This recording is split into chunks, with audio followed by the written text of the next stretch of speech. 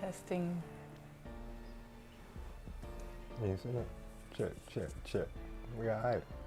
You testing? 1 2 1 2. Yo. It's me. E. 1 2 3. Coming from New Jersey. A. Would it be? Oh, yeah. Don't put it up there. It might be. Don't you put it. Yo. We back with another video. Yeah, we back. Back with another video. Laugh together, love together. Last Sunday of the year, 2020. What did your vision see? Did you see clear? Last Sunday of the year. Last Sunday of the year. Wow. What did y'all see this year? For relationships, business-wise, friendship-wise, family-wise? What did you see? They say 2020, perfect vision. That's what they say. That's what they say. That's what they say. I believe that. 2020, my vision clear, especially now looking back. 2020 always perfect looking back. In the midst of it, we don't understand, but we got time to look back over this year. So today, we want to talk about just our marriage from January last year this time, beginning top of the year, to now. The journey from Elizabeth City to Norfolk, to Suffolk, to, you know what I mean? Just the journey. Like, how would you describe that?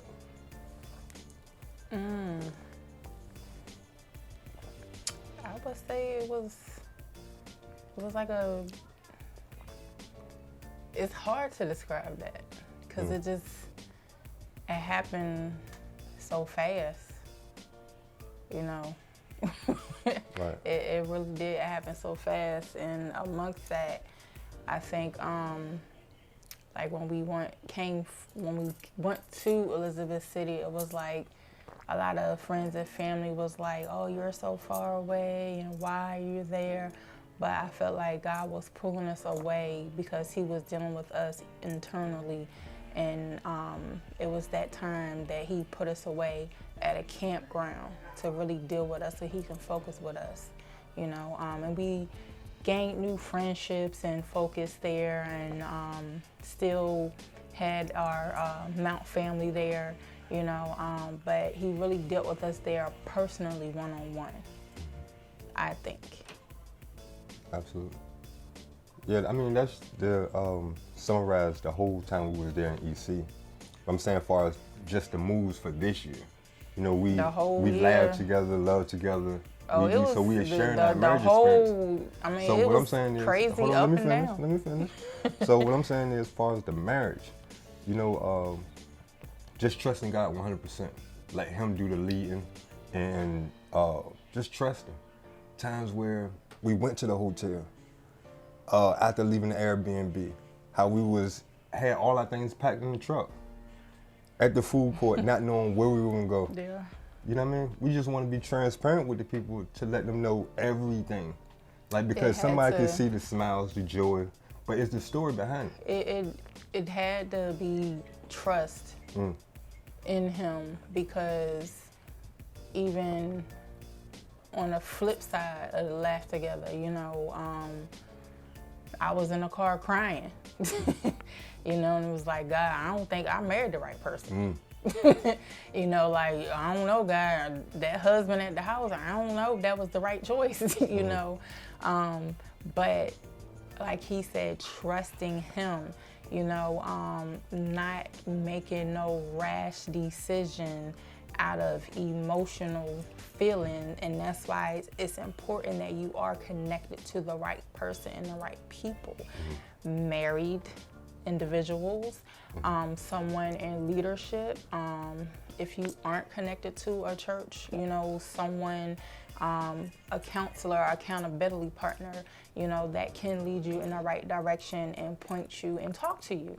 You know, because if I didn't have that, then it probably would have been emotional decisions made out of that emotional feeling, like, I don't think I made the right choice. And I'm down 95 North going home, you know. But to start the cycle all over again, though. Right? And that's what it to meet somebody else new and go through the same stuff. Cycle, right? You know, is easy, and that's the thing. You know, when a lot of people say that, oh, marriage is just a piece of paper, or when people say they get into marriage and the first time they get into an argument or disagreement, it's so easy to give up and walk away, and it's just like, I'm done with that. But I think that's a cop-out, because the challenge is, or the growth is, or the growing of that marriage is when you decide to stay and work it out and talk about those things. You know, when you say, well, you know what, I apologize, or that hurt me, or let's work on this. Because if I would have decided to pack up the car and the kids and go down 95 North, like he said, that cycle would have repeated, because those wounds would have still been deep down inside of me. Yeah, we would have been good, moved in with family, found a job, but it would have been a repeat cycle. 4.5, 5 years in a relationship, and then the same thing over and over and over again, because we're not dealing with those things inside internally. And that's what we fail to do a lot of times, dealing with marriage and in relationships, period. We don't want to face the facts. We don't want to look in the mirror. You know, sometimes we got to shut up and say, you know what, I apologize, because sometimes I might say something that might hurt you. Right. Even though I didn't say it like that, it might be offensive. And he might get upset. And I have to sit back and say, you know what, I apologize. You know, I didn't mean it like that, but this is what I meant. Right. And vice versa. And sometimes we don't want to see that or accept that, and we have to learn how to do that and listen to each other. You know, so that's what my take is on that. Well, they say it's hard to see the picture when you're in the frame. So you need somebody on the outside to tell you what they see. And be all right with that. And say, okay, this is what they see. Maybe, like you say, go internally and work on that. Going within oneself, just to continue to grow. So would you say that it's very important, like you said, as far as making those rash decisions, being in emotion and throwing away possibly what God has for you? You know what I mean? Making that, how would you say that's important? In a marriage, we ain't talking about just dating. But even through dating, because I think courtship is very important. You should find out who his mentor is. Do you have a mentor? Who do you learn from? Who is his role model? Who is her role model? Look at her upbringing. Those things are important. Things who they worship. Yeah. You know, candles they lighting, if they burning sage. And I mean, all these things is important, because you, you know, if you worship God and if you believe in Jesus Christ and that person doesn't, then it's going to be turmoil, and then you're going to wonder why, you know, things is not working out. You know, you can't just focus on, well, dang, she bad. Girl, he look good and he got money. You know, it's way past that. It's way beyond that. It's about peace and mental peace and focus and you know, health-wise overall, and what your ultimate goal is. You know, and if the two are not on one accord, it's going to be turmoil. And that's one thing that's very, very important. You know, who are they involved in? What are they involved in? And you have to be able to sever those ties if y'all are not on the same page or on one accord.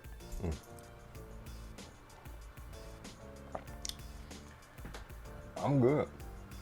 I mean, you good, but I said a mouthful. You said it all. You ain't said nothing yet. Exactly. I ain't get a chance to talk. I was just letting it flow. Questions. Exactly. So, I mean, my biggest takeaway from just the journey is jumping and growing your wings on the way down. This faith walk is, it's scary at times. Sometimes you got to jump out there. You know how you gonna make it. The wind gonna blow you over here, blow you over there. You know what I mean? But you learning. And each flap that you try, your wings getting stronger and stronger. And before you know it, you soaring. You know what I mean? And I believe that's when we got to the season, like I said, in the courtyard, at the mall, not knowing where we're going. As a man, that's kind of tight. When you got your whole family in the back, not knowing where you're going, and you see God directing your path. Directing your path. Before COVID, he placed you, then let COVID hit. You know what I mean? In the midst of COVID, he placed you, and then let things hit. Providing as time goes on. Showing us just that he in control. Absolutely. Trust him, 100%. Well, we got to trust him. And I think it's a good thing that, I don't want to necessarily say a good thing, but just through this whole pandemic, I think with the doors of the church being shut down, a lot of people can't hide behind, someone else's teachings, or just what the pastor says, or just say, I'm going to church just to do church. Mm-hmm. Now it's your own responsibility. We're going to see, who he is really, because now you're forced to really pick up the book yourself and study and believe his word. Do you really believe what the word says? Do you really believe that he will, take care of you? Do you really believe that, God is a healer? Do you really believe that he is, the King of Kings, the Lord of Lords, the Prince of Peace, that he is a keeper, he is a protector, Do you really believe these things, or do you just believe this part, that part, but not so much over there?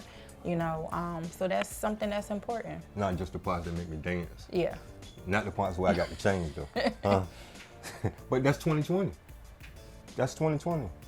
Like you said, getting in the word yourself. This ain't no running around shouting. No, we ain't doing that.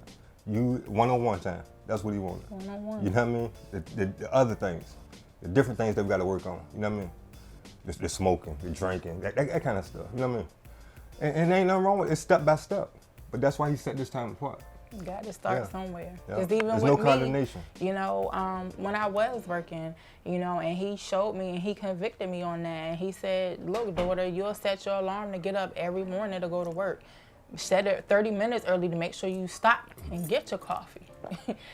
So when I did lose my job way before COVID because of my injury, I set my alarm and I got up to go get in my prayer closet. Every morning faithfully to show God, you know what? I say, God, I love you and I'm sorry, because that job doesn't provide. You're my provider. That job is just a resource that you provided for me. And I thank you. So every morning that alarm clock was set and I was in that closet every morning. Sometimes I would be in there asleep. Hey, but I was there. That's it. In that beanbag sleep. But hey, I was in there. Right. But that's the main thing, and just start somewhere, And that's the whole part. He just wants to spend that one-on-one time with you. And you will be able to, and when you spend that time with him, you'll be surprised the things that you will be able to get through peacefully. And I'm done. Like, comment, subscribe. But before we end this video, y'all know we just celebrated 6 years. And I just want to say, husband, you are so amazing. I appreciate you. You are so awesome. And I just thank you for choosing me to be your wife. I love you. Love you too. And on that note, comment. Tell a friend to tell their grandma and them. You know what I mean? And auntie and them. Pookie and them. You can play it up on the TV. Like, phone. comment, subscribe. What is it? Love Erica Jones. Laugh Erica together, Jones. Love together. Till next time. Love y'all.